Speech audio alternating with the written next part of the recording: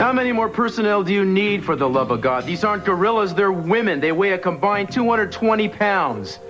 And in case nobody's bothered to mention it, neither of them has more than a passing acquaintance with reality, which is supposed to give you guys the edge, McMahon.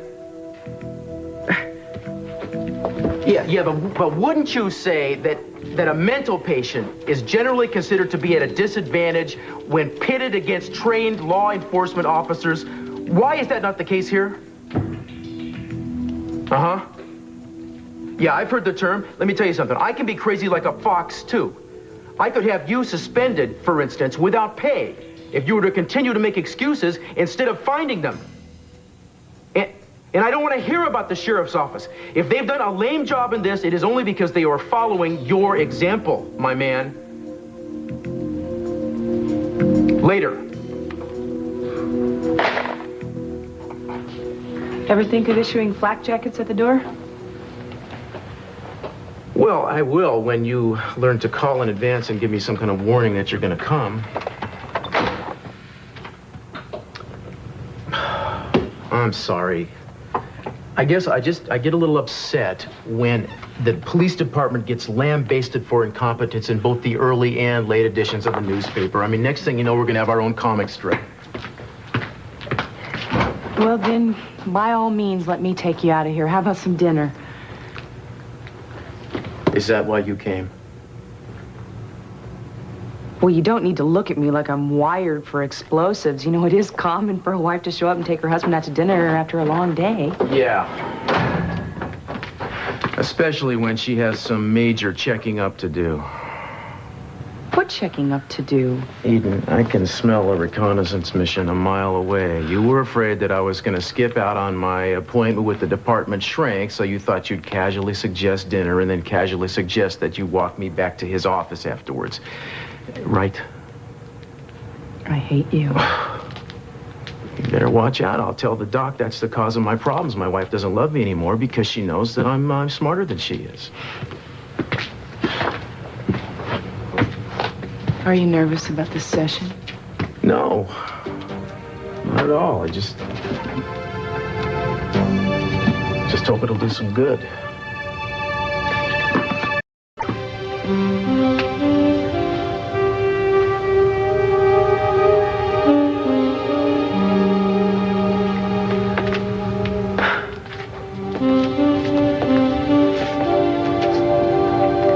I hope you're not setting yourself up. For what? Oh, you know, you said that you hope this session isn't a waste of time, and that sort of implies that you're inspecting it. Thank you, doctor, but I already have an appointment with a psychiatrist. Well, I always thought it was a little strange that you didn't enter into therapy after I was raped. I talked to Heather Donnelly almost as much as you did. Informally, yeah, you did. It's just you never took her up on her offer to participate in any of the support groups. Well, I thought it was more important that I be home so I could support you. Not to mention the fact that I had to figure out who did it and I had to find who did it, you know. I'm not criticizing. You sure? Yeah. It's just that some people make it a tradition of not asking for help. So what are we talking about here? Is it some macho ethic that I... No, I'm just talking about you. I mean, you, as a person, are fantastically healthy most of the time. I mean, you don't repress anything. You're not neurotically neat. You're not neurotically messy. I mean, you're honest, but you're not blunt. But you will not admit to yourself that you have one of the most stressful jobs in the world, and you expect to be able to do this job without any side effects. And the fact is that no one can.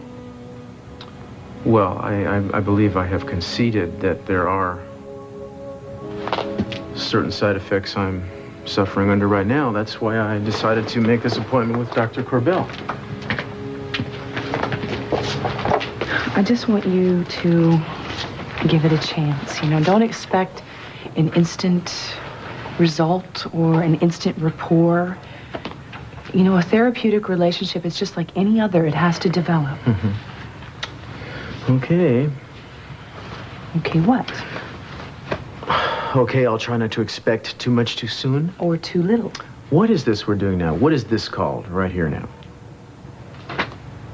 pre-therapy preparedness. No charge. Thank God for that. Do you mind if we continue this over a quick burger somewhere? This insight is making me hungry. Okay? I think I liked Lamaze better. Did I tell you that I talked to your father today? Yeah, you said he got tied up and wasn't going to be back for a few days. I told you all that. I can't believe how absent-minded I'm getting. Yeah, you've got nothing on Kelly. I called her to make sure she was going to be home because I was going to go visit her. She said, great. I dropped by. She was nowhere to be seen. She didn't really make plans ahead of time not to be here. That was kind of spur of the moment. How do you know what happened to change her mind? She went to talk to Craig Hunt. Has she told you about this? More or less. Well, what do you think about it? Well, I think that there might be two Craig Hunts out there, you know, the one that we know and the one that stepped between Mason and a bullet. I don't know, Eden. First there's Robert Barr and then there's this one. She just seems to have this attraction to men who are cruel. Well, I don't think that Robert was as cruel as everyone thought. How can you say that the way he left her? I just think that he thought it was the only way.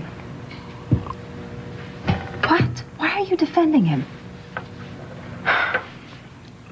Mom, can I tell you something that would be just between you and me? What is it?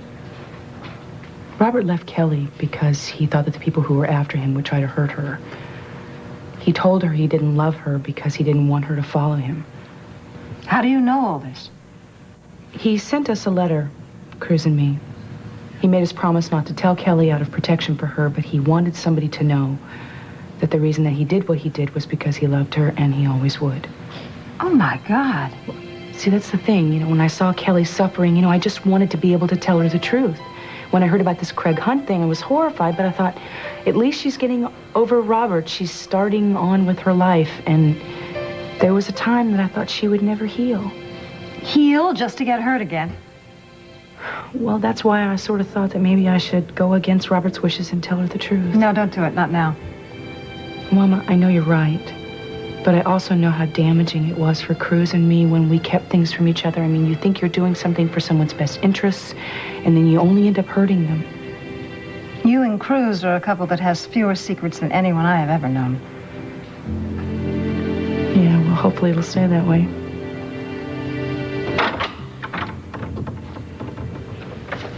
Hi, I'm Cruz Castillo. We have a 6:30 appointment. How do you do, Mr. Castillo? I'm fine. Is the doctor still with someone? Yes, the doctor is indeed with someone. She's with you. I'm Dr. Lawrence. Jamie Lawrence.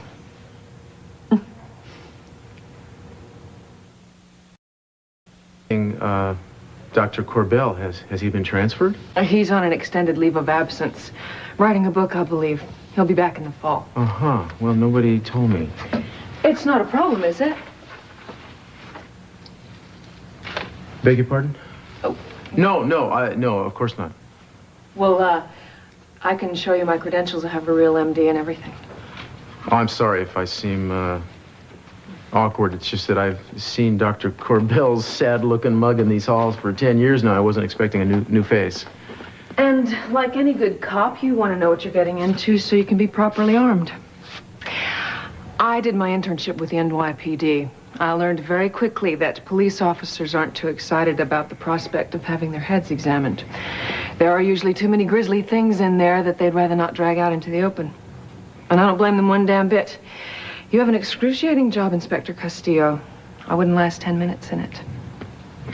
Well, I'm sure that the cops in New York have it a lot tougher than I do. Their turf's a little bigger, maybe. But I'm sure you have your share of horror stories. You want to pick one and try me? You know, actually, I came here for another reason, too. I'm working on a case, and I need some advice. These two women escaped from a psychiatric institute recently, and I was told that this office did the evaluations on them when they were arrested. Yes, I remember both of these women very well. Do you have any theories on any particular place they might have gone if they were on the run together, which I believe they are? Oh, this may sound facetious, but I'm actually serious. You might keep a sharp lookout at Italian bakeries in the general area. Italian bakeries? Annie DiGirolamo is of Italian descent, and her father was a baker. One of her favorite pastimes turns out to be dessert. I wouldn't be at all surprised if she had to pop in somewhere for a quick cannoli fix at some point. Why'd I have to mention cannoli? Now I'm ravenous and I can't get out of here for another 2 hours at least. I'm Italian, too. Lawrence was Luisi before my father changed it. Well, I'll be. That's good advice. Thank you.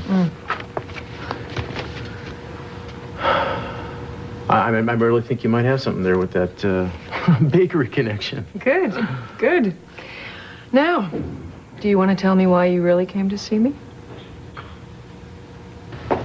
Well, I did learn something this evening. You cannot challenge Brandon in knock hockey. I know, he's terrific, isn't he? And your father thinks that he's the expert player. Wait till he plays with Brandon, he doesn't have a chance. Oh, Daddy must be so happy that Brandon's here. He is.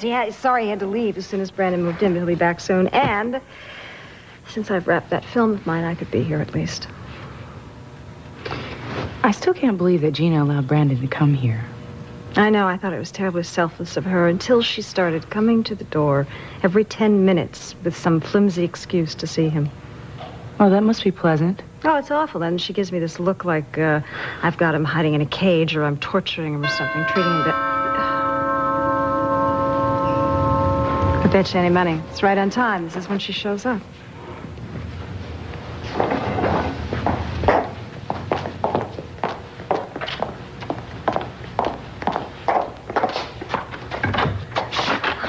Just come by to bring Brandon. In the playroom, I'll get him.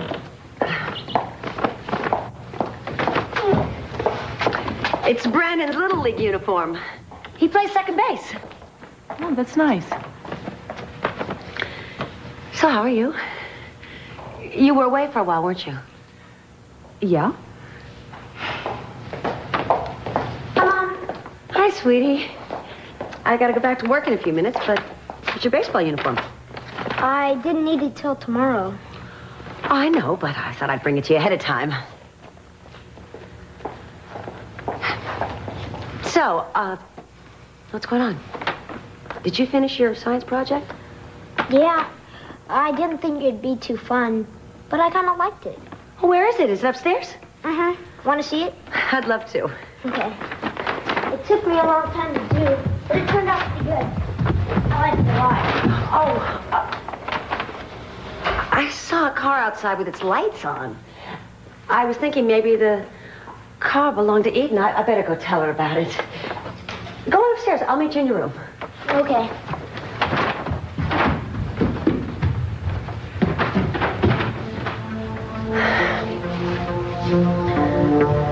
Well, I think I should find out what's happening with Cruz. You know, I want to make sure that...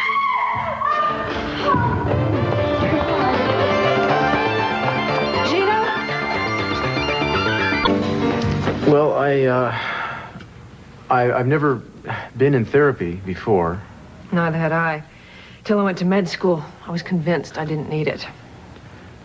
Well, I think I do, but I'm not too crazy about the idea. Why should you be?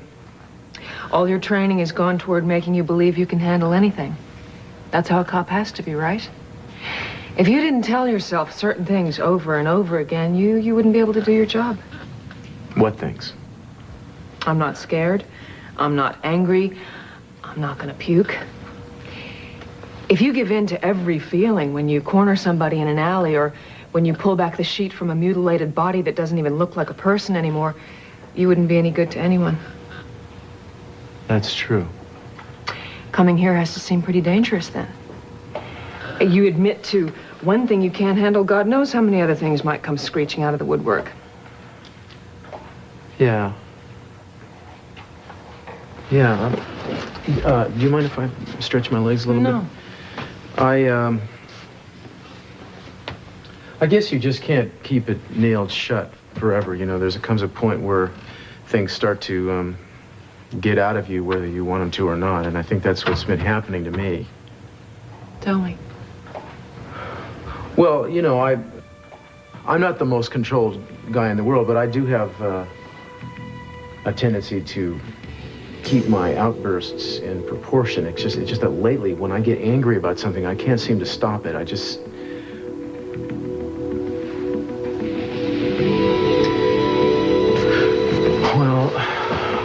thing is, I pushed a man out a window a few weeks ago. He clearly meant to do me harm, and my wife was nearby, but I didn't have to do that to him. And I can't believe that I did. What was the last case you worked on before this incident? Well, it has nothing to do with a case. You say that as if you do know what it has to do with. Yeah, well, here comes the crazy part, so bear with me. I think it has to do with this.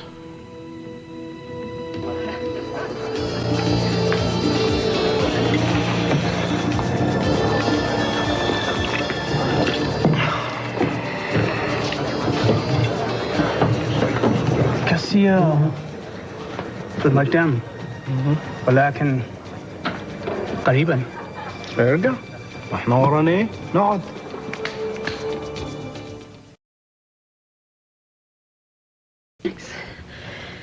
Yeah, everything hurts, but I don't think anything's broken. I can't believe it with the kind of fall you just took.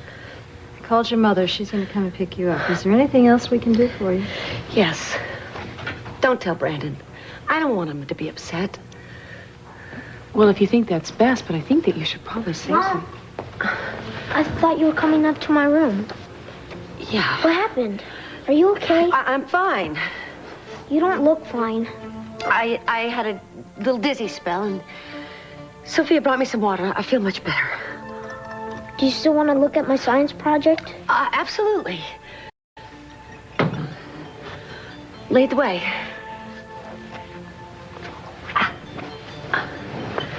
Come on.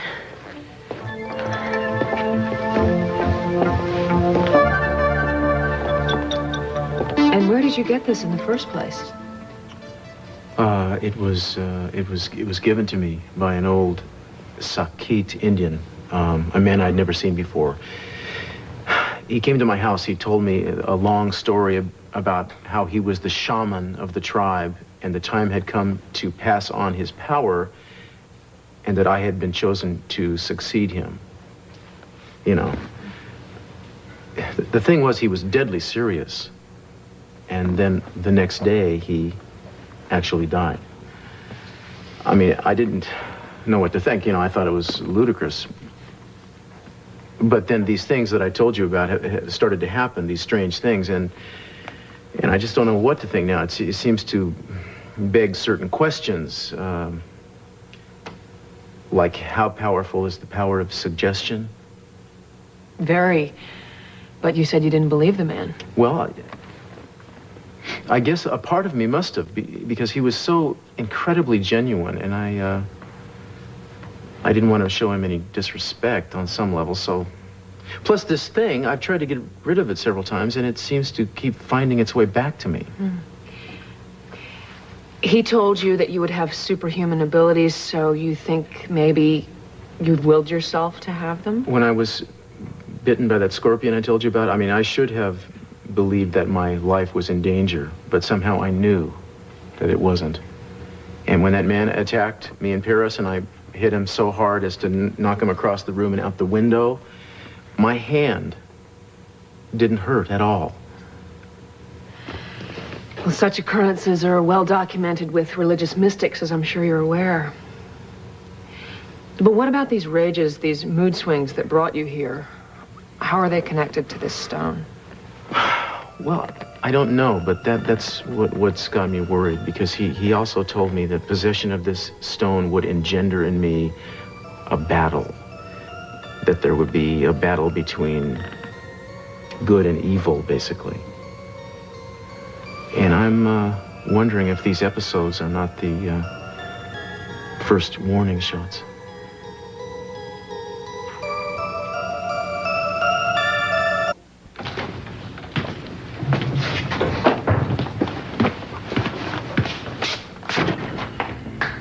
معاك سجاير ولا حاجة؟ سجاير؟ No, I don't smoke, and I don't really... لا تلخبط معايا، اسمع كاستيليو. قلت لك يا كروز يا ابن كاستيليو ما تلعب معايا.